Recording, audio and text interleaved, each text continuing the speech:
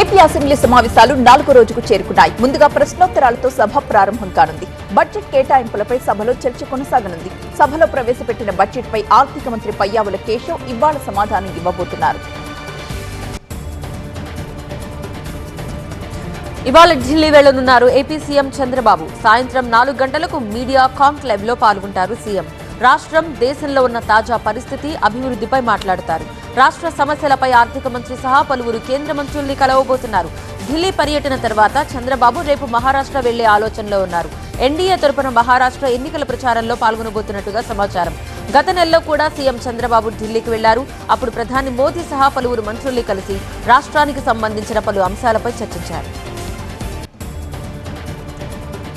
ఇప్పటికే అమరావతి అభివృద్ధిని పరుగులు పెట్టిస్తున్న కూటమి ప్రభుత్వం విశాఖపై కూడా స్పెషల్ ఫోకస్ పెట్టింది. ఈ నెల 29న విశాఖలో పర్యటించబోతున్నారు ప్రధాని వాసవికాంత్ గారు. ఇంట్లోనే కూర్చొని సోప్ మేకింగ్ బిజినెస్ చేస్తూ 36 లక్షలు సంపాదిస్తున్నారు. మీరు కూడా ఆమె నుండి నేర్చుకోవాలా? అయితే ఇప్పుడే ఫ్రీడమ్ యాప్ని డౌన్లోడ్ చేసుకోండి. మోదీ ఏపీకి రాబోతున్న గ్రీన్ ఎనర్జీ ప్రాజెక్టులో ఒకదానికి పూడిమడకలో శంకుస్థాపన చేయబోతున్నారు. ఈ విషయాన్ని సీఎం చంద్రబాబు అసెంబ్లీలో ప్రకటించారు. 84,700 కోట్ల రూపాయలతో గ్రీన్ ఎనర్జీ ప్రాజెక్టు మొదలు కాబోతోందన్నారు సీఎం చంద్రబాబు. 25,000 మందికి ప్రత్యక్షంగా ఉపాధి దొరుకుతుందని, ప్రాజెక్టు ప్రధాన కార్యాలయం విజయవాడలోనే ఉంటుందని చెప్పారు. అధికారంలోకి వచ్చిన తర్వాత కూడా చంద్రబాబు అబద్దాలు ఆగలేదన్నారు మాజీ మంత్రి గుడివాడ అమర్నాథ్. వైసీపీ ప్రభుత్వంపై తప్పుడు ప్రచారం చేశారని, రాష్ట్రం దివాలా తీసిందని చెప్పి ప్రజల్ని మభ్యపెట్టారన్నారు. 14 లక్షల కోట్లు అప్పు చేశారని చంద్రబాబు చెప్పారని, బడ్జెట్ ప్రసంగంలో 6,40,000 కోట్లు అప్పులున్నాయని చెప్పారన్నారు. ఎన్నికల హామీల్ని నిలబెట్టుకోలేక చంద్రబాబు అప్పులపై తప్పుడు లెక్కలు చెప్తున్నారన్నారు. 6,40,000 కోట్లు అప్పు జగన్ పాలనలో తీసుకుంది కాదన్నారు. తెలంగాణలో సమగ్ర కుల గణన సర్వే కొనసాగుతోంది. ఇంటింటికి తిరిగి వివరాలు సేకరిస్తున్నారు ఎన్యూమినేటర్స్. ప్రజాప్రతినిధులు, కలెక్టర్లు క్షేత్రస్థాయిలో సర్వేని పర్యవేక్షిస్తూ సిబ్బందికి మార్గనిర్దేశనం చేస్తున్నారు. ఇప్పటి వరకు 30% సర్వే పూర్తయింది. ఇవాళ కుల గణన సర్వేపై సీఎం రేవంత్ రెడ్డి సమీక్ష చేయబోతున్నారు.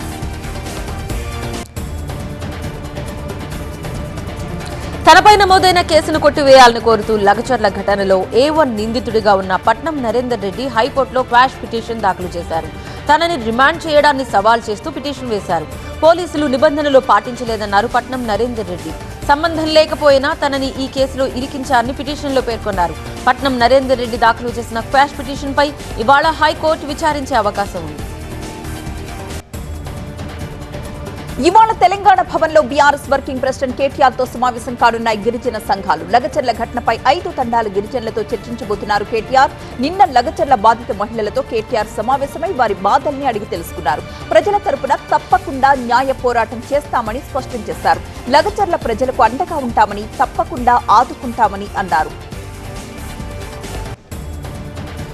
వికారాబాద్ జిల్లా లగచర్ల ఘటన నిందితులపై కఠిన చర్యలు తీసుకోవాలని తెలంగాణ ఉద్యోగుల ఐకాసా చైర్మన్ లచ్చిరెడ్డి డిమాండ్ చేశారు. ఈ ఘటన వెనుక ఎవరున్నా, ఎంతటి వారైనా ఉపేక్షించొద్దని కోరారు. లగచర్ల ఘటనకు నిరసనగా తెలంగాణ ఉద్యోగుల జాయింట్ యాక్షన్ కమిటీ పిలుపుతో కలెక్టరేట్ల ముందు ధర్నాలు చేపట్టారు. దాడి వెనుక దాగి ఉన్న కుట్రను బహిర్గతం చేయాలన్నారు. ఇలాంటి ఘటనలు మరోసారి జరగకుండా చర్యలు తీసుకోవాలని కోరారు.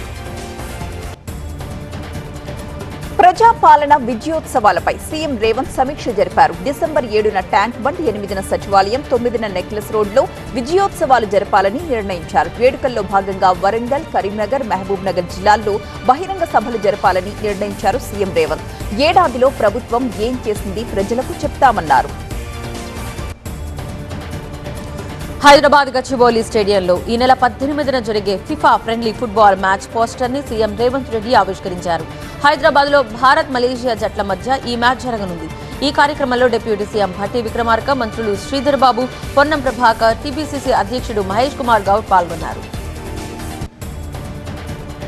హైదరాబాద్ బతుకమ్మ కుంట దగ్గర హైడ్రా చేపట్టిన పనులకు బ్రేక్ పడింది. పనులపై 2 వారాల పాటు స్టేటస్ కో విధించింది హైకోర్టు. అంబర్పేటలోని బతుకమ్మ కుంట స్థలంపై హైకోర్టును ఆశ్రయించారు బీఆర్ఎస్ నేత యడ్ల సుధాకర్. విచారించిన హైకోర్టు స్టేటస్ కోని విధించింది. హైడ్రా, హెచ్ఎండిఏ, జీహెచ్ఎంసీ, రెవెన్యూ శాఖలకు కౌంటర్ దాఖలు చేయడానికి 2 వారాల గడువునిచ్చింది కోర్టు. బతుకమ్మ కుంట క్లీనింగ్ పనులు కూడా చేపట్టింది హైడ్రా. కోర్టు ఆదేశాలతో బతుకమ్మ కుంట దగ్గర హైడ్రా చేపట్టిన పనులు నిలిచిపోయాయి. తిరుమలలో తలనీలాల స్కామ్ జరిగిందన్నారు టీటీడీ బోర్డు సభ్యుడు వైద్యం శాంతారాం. టీటీడీ బోర్డు నిర్ణయం మేరకు ఎంక్వైరీ వేస్తామన్నారు. అవసరమైతే సిబిఐ విచారణకు ఆదేశిస్తామన్నారు. లడ్డూ తయారీ, తలనీలాలు ఉద్యోగుల విషయంలో ప్రక్షాళన చేయాలన్నారు. హిందూ ధర్మాన్ని కాపాడటమే తమ లక్ష్యమన్నారు. త్వరలోనే బోర్డు సభ్యులంతా సీఎంని కలుస్తామన్నారు శాంతారాం.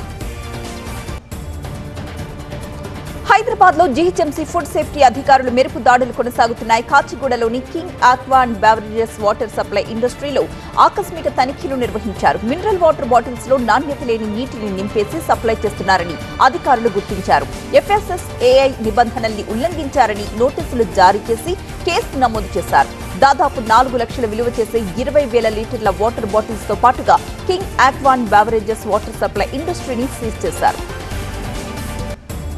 కార్తీక పౌర్ణమి కావడంతో ఉదయం నుంచే శివాలయాలకు పోటెత్తుతున్నారు భక్తులు. ప్రత్యేక పూజలు చేస్తున్నారు. నదీ స్నానాలు చేసి కార్తీక దీపాలు వెలిగిస్తున్నారు. కార్తీక పౌర్ణమి సందర్భంగా శ్రీశైలం, ద్రాక్షారామం, వేములవాడ ఆలయాలన్నీ కూడా శివనామ స్మరణతో మారుమోగిపోతున్నాయి.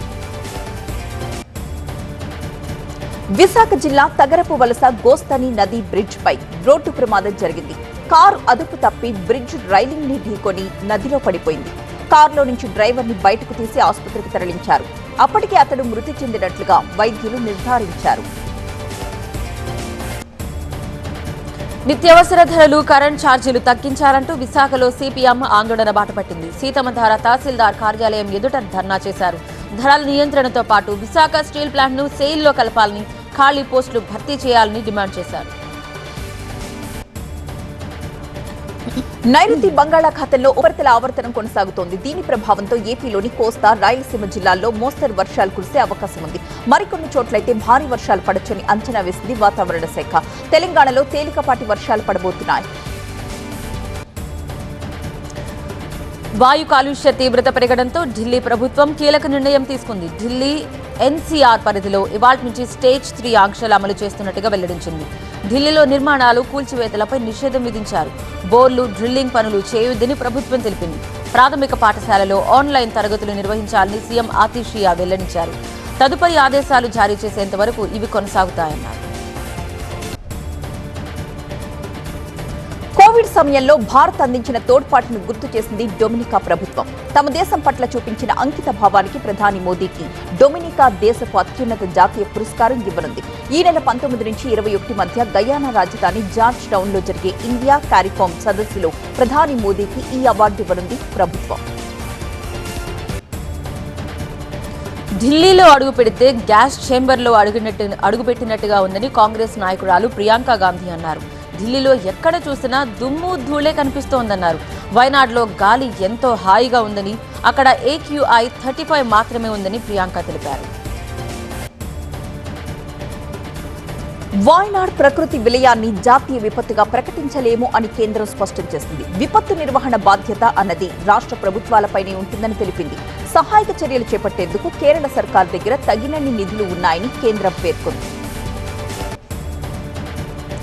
వాట్సాప్ ను నిషేధించాలని కోరుతూ దాఖలైన పిటిషన్ను సుప్రీంకోర్టు తిరస్కరించింది. కొత్త ఇన్ఫర్మేషన్ టెక్నాలజీ నిబంధనల్ని అనుసరించేందుకు వాట్సాప్ నిరాకరించిందని చెబుతూ కేరళకు చెందిన ఒమన్ కుట్టన్ ఈ కేసు ఫైల్ చేశారు.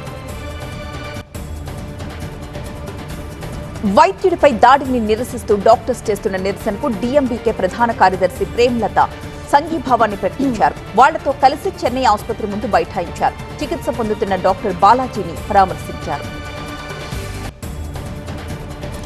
వరుసగా 6వ రోజు దేశీయ స్టాక్ మార్కెట్లు నష్టాన్ని చవిచూశాయి. సెన్సెక్స్ 110 పాయింట్లు క్షీణించి 77,580కి చేరింది. ఈ నెలలో ఇది కనిష్ట స్థాయి.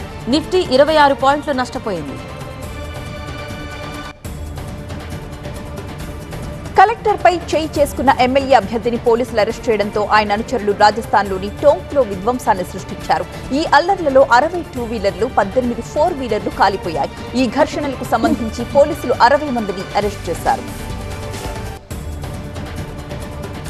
ఢిల్లీ భారత మండపంలో నిర్వహిస్తున్న 43వ ఇండియన్ ఇంటర్నేషనల్ ట్రేడ్ ఫెయిర్లో ఏర్పాటు చేస్తున్న బొగ్గు, గనుల శాఖ స్టాల్ ని కేంద్ర మంత్రి కిషన్ రెడ్డి ప్రారంభించారు.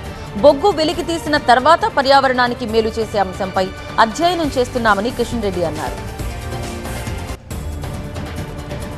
ఉద్యోగ పరీక్షలను ఒక్కరోజు నిర్వహించలేని వారు ఒక దేశం ఒక ఎన్నిక గురించి మాట్లాడుతున్నారని సమాజ్వాదీ పార్టీ అధ్యక్షుడు అఖిలేష్ యాదవ్ విమర్శించారు. యోగి పాలనలో పరీక్షా పేపర్ల లీక్, తరచూ వాయిదాలు వేయడం అలవాటుగా మారిందంటూ మండిపడ్డారు. అభ్యర్థుల నుంచి తీవ్ర స్థాయిలో నిరసనలు, అభ్యంతరాలు వ్యక్తం కావడంతో ఉద్యోగ పరీక్షల్ని ఉత్తరప్రదేశ్ పబ్లిక్ సర్వీస్ కమిషన్ వాయిదా వేసింది. అభ్యర్థుల డిమాండ్ అంగీకరిస్తూ పాత పద్ధతిలో ఒకే రోజు ఒకే షిఫ్టుల్లో నిర్వహిస్తామని యూపీపీఎస్సీ ప్రకటించింది. మహారాష్ట్రలో మహావికాస్ అఘాడీ గనుక అధికారంలోకి వస్తే కరువు కాలం, నీటి సంక్షోభం వస్తుందని ప్రధాని మోదీ హెచ్చరించారు. చుక్క నీటి కోసం తల్లడిల్లాల్సిన పరిస్థితి వస్తుందని మహారాష్ట్ర ఓటర్లకు తెలిపారు. జార్ఖండ్లో బీజేపీ ప్రభుత్వం ఏర్పాటు కానుందని, హేమంత్ సోరెన్ ఆట ముగిసిందని హోంమంత్రి అమిత్ షా అన్నారు. తొలి దశ పోలింగ్తో ఈ విషయం తేటతెల్లమైందని తెలిపారు. జార్ఖండ్ యువతకు ఉపాధి కల్పించేందుకు తాము పరిశ్రమలు నెలకొల్పుతామని హామీ ఇచ్చారు. ప్రధాని మోదీ రాజ్యాంగాన్ని ఎప్పుడూ చదవలేదు కాబట్టి ఆ రెడ్ బుక్ ని ఖాళీ పుస్తకం అంటున్నారని కాంగ్రెస్ నేత రాహుల్ గాంధీ విమర్శించారు. బిర్సా ముండా, అంబేద్కర్, మహాత్మా గాంధీ ప్రవచించిన సిద్ధాంతాలున్న రాజ్యాంగం భారతదేశ ఆత్మ అన్నారు.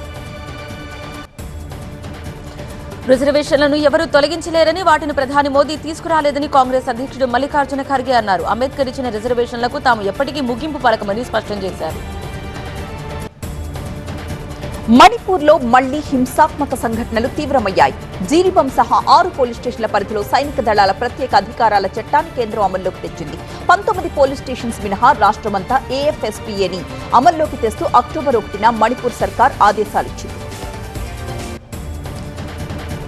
నందమూరి బాలకృష్ణ అన్స్టాపబుల్ సీజన్ 4 కి హాజరయ్యారు ఐకాన్ స్టార్ అల్లు అర్జున్. వ్యక్తిగత విషయాల్ని పంచుకున్నారు. Megastar Chiranjeevi, power star Pawan Kalyan, darling Prabhas తో పాటు పలువురు గురించి చెప్పారు. ప్రస్తుతం ఆహాలో దూసుకుపోతోంది ఈ ఎపిసోడ్.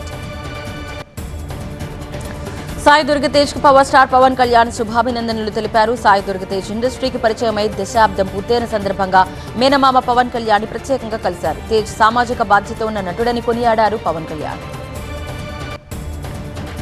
త్రిగుణ్ హీరోగా నటిస్తున్న సినిమా టర్నింగ్ పాయింట్. ఈ సినిమా ఫస్ట్ లుక్ రిలీజ్ అయింది. బెల్లంకొండ సాయి శ్రీనివాస్, డైరెక్టర్ విజయ్ కనకబెడెల సంయుక్తంగా ఫస్ట్ లుక్ ని రివీల్ చేశారు. త్వరలోనే సినిమా టీజర్ ని కూడా విడుదల చేస్తామని చెప్పారు మేకర్స్. త్రిగుణ్ ఇందులో పోలీస్ ఆఫీసర్ గా కనిపిస్తారన్నారు. దక్షిణాఫ్రికా పర్యటనలో ఉన్న యువ భారత జట్టు సిరీస్ పై కన్నేసింది. 4 మ్యాచ్ల టీ20 సిరీస్ లో ఇప్పటికే 2-1 ఆధిక్యంలో ఉన్న టీమిండియా ఇవాళ జోహానెస్బర్గ్ వేదికగా ఆతిథ్య జట్టుతో పోరుకు సిద్ధమైంది. ఈ మ్యాచ్లోనూ గెలిచి సిరీస్ ను 3-1తో పట్టేయాలని సూర్యకుమార్ సేన భావిస్తోంది. ఇవాల్టి పోరులో ఆయన నెగ్గి సిరీస్ ను సమం చేయాలని సఫారీలు యత్నిస్తున్న నేపథ్యంలో క్రికెట్ అభిమానులకు మరో పసందైన టీ20 విందు అందనుంది.